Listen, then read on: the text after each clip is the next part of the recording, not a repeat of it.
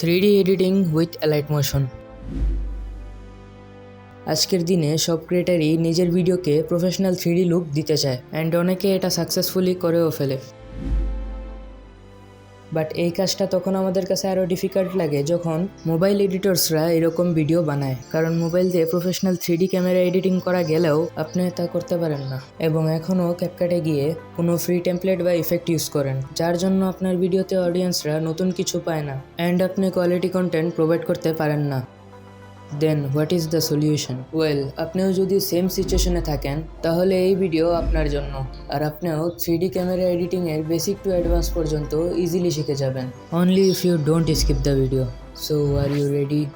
আমি যে ফাইলগুলো ইউজ করব তার সব আপনারা ডিসক্রিপশনে পেয়ে যাবেন, তাই প্র্যাকটিস করতে চাইলে ফাইল ডাউনলোড করে এলাইট মোশন ওপেন করেন। তো চলেন 3D এডিটিং স্টার্ট করা যাক। 3D camera, 3D setup, 3D environment, text animation.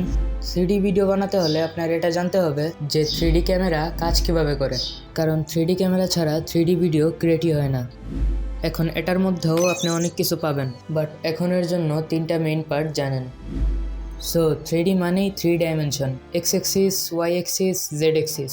কঠিন লাগলেও এটা অনেক ইজি। যদি আপনি কোনো অবজেক্টকে লেফট রাইট মুভ করতেছেন তাহলে আপনি তাকে এক্স অ্যাক্সিসে মুভ করতেছেন, সেমভাবে আপনি যদি উপর নিচ মুভ করতেছেন তাহলে তাকে ওয়াই অ্যাক্সিসে মুভ করতেছেন, আর যদি অবজেক্টটাকে আপনি সামনে ও পিছনে মুভ করতেছেন তাহলে সেটা জেড অ্যাক্সিসে মুভ করতেছেন। দেখেন, এখন মনে হইব ইমেজটা জুম ইন বা আউট হইতেছে, কিন্তু সাইড অ্যাঙ্গেলে দেখলে ইমেজটা সামনে ও পিছনে মুভ করতেছে, আর এটাই জেড অ্যাক্সিস। সিমিলারলি যদি কোনো মেয়ে দূরে দাঁড়িয়ে আছে তখন আপনি তাকে ছোট দেখবেন, কিন্তু যদি কাছে আসে তাহলে বড় লাগবে।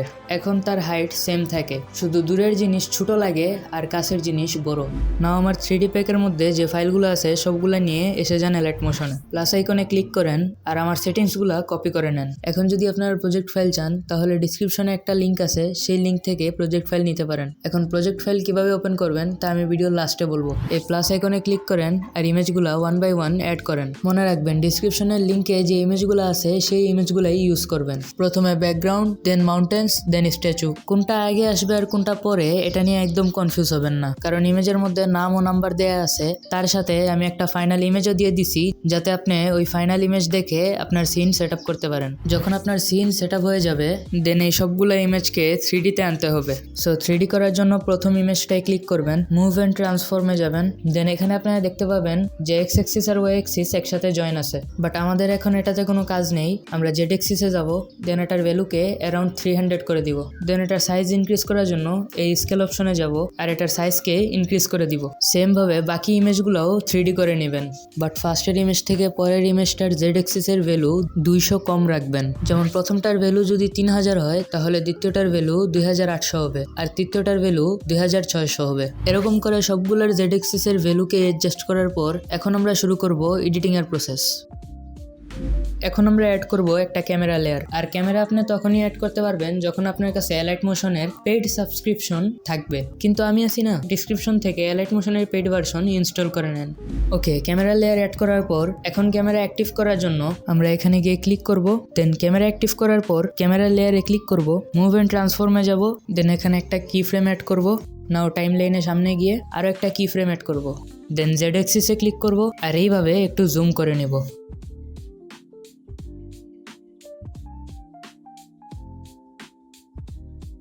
নাও এখানে একটা অ্যানিমেশন ক্রিয়েট হয়ে গেছে। এখন এটা আরো স্মুথ করার জন্য গ্রাফসে ক্লিক করব। দেন এখান থেকে সেকেন্ড গ্রাফে ক্লিক করব এন্ড এরকম একটা গ্রাফ ক্রিয়েট করব। এখন আমাদের ভিডিও আরো স্মুথ হয়েছে। এখন এখানে আমি একটু রোটেশন অ্যাড করব, তার জন্য ক্যামেরাতে ক্লিক করে মুভ এন্ড ট্রান্সফর্মে যাব। দেন রোটেশন অপশনে ক্লিক করব আর এরকম একটু রোটেট করে একটা কি ফ্রেম অ্যাড করে দিব। দেন টাইম লাইনের সামনে গিয়ে আরও একটা কি ফ্রেম অ্যাড করব আর রোটেশনের ভ্যালুকে 0 করে দিব। আর রোটেশনকে স্মুথ করার জন্য আবার গ্রাফে গিয়ে গ্রাফ অ্যাড করব। দেন আমাদের অ্যানিমেশনে রোটেশন অ্যাড করা শেষ। নাও এটার জন্য আমি ইউটিউব থেকে একটা ভিডিও ডাউনলোড করে ফেলছি আর এটাকে এখানে অ্যাড করে এটার লেয়ারকে স্কাইয়ের লেয়ারের উপর রাখবো। লেয়ার মুভ করার জন্য আপনি এই 3 লাইনে হোল্ড করে লেয়ার মুভ করতে পারেন। দেন এটার জেড পজিশনকেও আমরা স্কাইয়ের কাছে নিয়ে যাব। দেন এটার সাইজকে ইনক্রিজ করে ফেলবো। নাও আমার ভিডিওতে মোশন চলে আসছে now let's make it more realistic. Now blending মোডে চলে আসবো। দেন এখানে অনেকগুলো অপশন আছে, এর মধ্যে আমার কাছে লাইট টার্ন আর লিনার ডজ এটা রিয়েলিস্টিক লাগতেছে, সো আমি এটা ইউজ করব। এখন ব্যাকগ্রাউন্ডের সাথে বাকি ইমেজগুলার কালার টোন ম্যাচ করতেছে না। ব্যাকগ্রাউন্ডের কালার টোন একটু ব্লুইশ টাইপের আর সামনের গুলা হোয়াইট। সো ব্যাকগ্রাউন্ডের সাথে কালার টোন ম্যাচ করার জন্য প্রথমে আমরা ক্লিক করব এই স্ট্যাচুতে, দেন অ্যাড ইফেক্টসে যাব, দেন সার্চ করব কালার টোন। না এটাকে স্ট্যান্ডার্ড সেটিংসে অ্যাড করব। আর যেহেতু আমাদের ব্যাকগ্রাউন্ডের ইমেজ একটু ব্লুইশ টাইপের, তাহলে আমি এটাকে একটু ব্লুইশ টোন দেওয়ার চেষ্টা করব। ওকে, এটা ঠিক আছে। নাও সেম জিনিস আপনার বাকি ইমেজগুলোর সাথেও করতে হবে।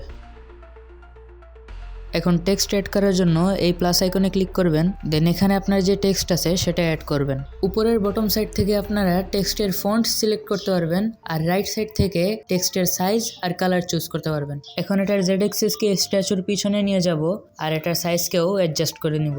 নাও টেক্সটকে অ্যানিমেশন দেওয়ার জন্য ইফেক্টে ক্লিক করব আর সার্চ করব টেক্সট প্রোগ্রেস। স্ট্যান্ডার্ড সেটিংসে অ্যাড করব, দেন টাইমলাইনে স্টার্টিংয়ে এসে ইন্ডে ক্লিক করে একটা কি ফ্রেম অ্যাড করব। আর এটার ভ্যালুকে আমরা কম করতে থাকবো যত সময় না এটা ডিসিপিয়ার হয়ে যায়। দেন ভিডিও লাস্টের দিকে এসে এর ভ্যালুটাকে আবার বাড়িয়ে দেন। দেন আবার ইফেক্টসে গিয়ে গ্লো এড করে ফেলেন। আর আপনি চাইলে এখানে আমার সেটিংসগুলো কপি করতে পারেন। না এক্সপোর্ট করার জন্য এক্সপোর্টে ক্লিক করে এখানে এক্সপোর্টের সব সেটিংস চেক করে এক্সপোর্টে ক্লিক করেন, দেন সেভ টু গ্যালারি। নাও আপনার ফাইনাল অ্যানিমেশন কিছু এরকম। নাও প্রজেক্ট ফাইল ইম্পোর্ট করার জন্য এলাইট মোশনের টেমপ্লেট অপশনে গিয়ে আমার যে এক্সএমএল ফাইল আপনি ডাউনলোড করেছেন তা এখানে আপলোড করলে আপনার প্রজেক্ট ফাইল পেয়ে যাবেন। এখন যদি আপনি ভিডিও এডিটিংয়ের বেসিক্স জানেন না, তাহলে আপনি আমার এই ভিডিওটি দেখেন, আপনার সাথে ওইখানেই দেখা হবে।